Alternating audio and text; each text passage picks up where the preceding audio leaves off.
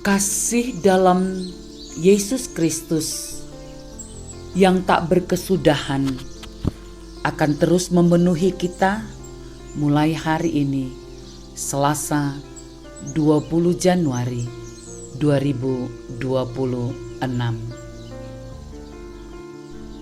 Para pendengar renungan Oasis Fajar yang penuh dengan sukacita, saya mengajak kita semua untuk berdoa. Ya Allah, ya Tuhan kami, Allah yang pengasih dan penyayang, yang tidak sekalipun membiarkan kami hidup tanpa pemeliharaan-Mu ya Allah. Oleh sebab itu, kami datang menghampiri hadirat-Mu, memohon belas kasihan-Mu pada kami. Terpuji Engkau, dalam nama Yesus kami berdoa. Amin. Para pendengar renungan Oasis Fajar, pembacaan Alkitab hari ini Nahum 1 ayat 14 hingga 15. Terhadap engkau inilah perintah Tuhan, tidak akan ada lagi keturunan dengan namamu. Dari rumah Allahmu aku akan melenyapkan patung pahatan dan patung tuangan. Kuburmu akan kusediakan sebab engkau hina. Lihatlah, di atas gunung-gunung berjalan orang yang membawa berita, yang mengabarkan berita damai sejahtera. Rayakanlah hari rayamu, hai Yehuda, bayarlah nasarmu, sebab tidak akan datang lagi orang dursila menyerang engkau. Ia telah dilenyapkan sama sekali. Janji pemeliharaan Allah. Ini judul renungan hari ini. Ayat penekanan pada ayat ke-15, lihatlah, di atas gunung-gunung berjalan orang yang membawa berita, yang mengabarkan berita damai sejahtera.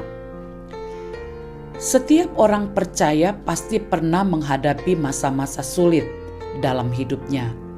Saat penderitaan terasa tiada kunjung berakhir, saat doa-doa belum terjawab.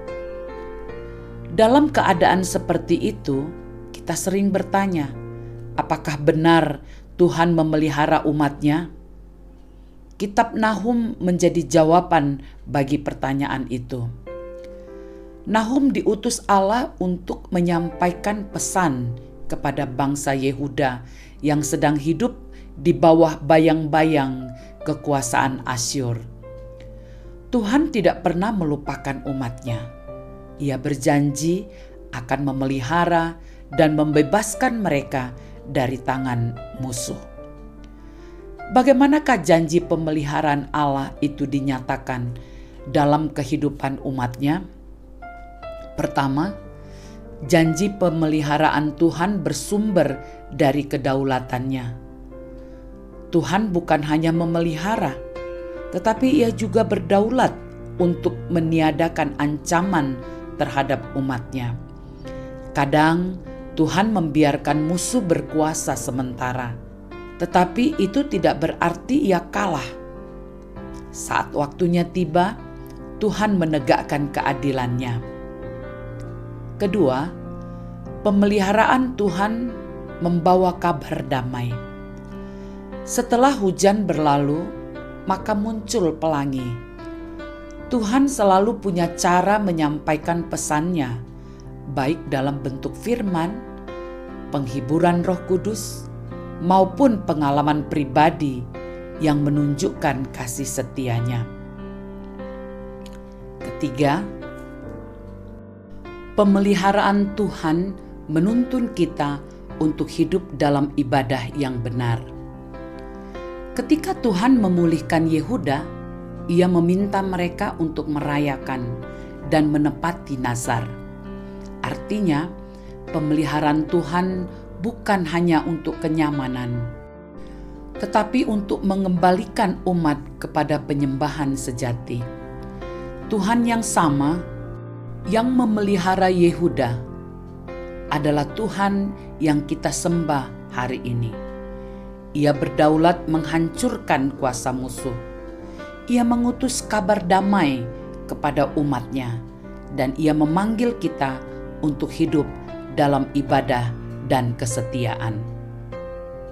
Penegasan. Janji pemeliharaan Tuhan itu nyata dan pasti tergenapi bagi setiap orang yang selalu menaruh iman dan keyakinannya kepada Tuhan. Saudara-saudaraku, mari berdoa.